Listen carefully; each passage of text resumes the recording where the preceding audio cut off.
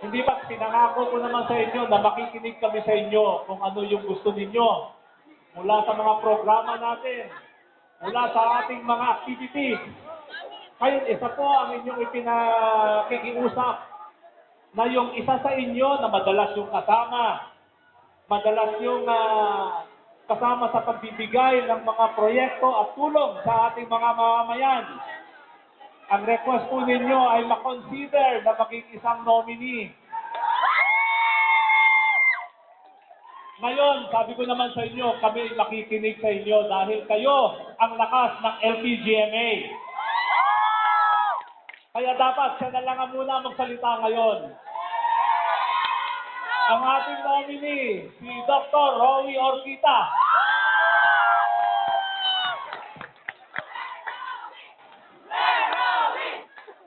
Oo na, sige na. Okay na. Okay.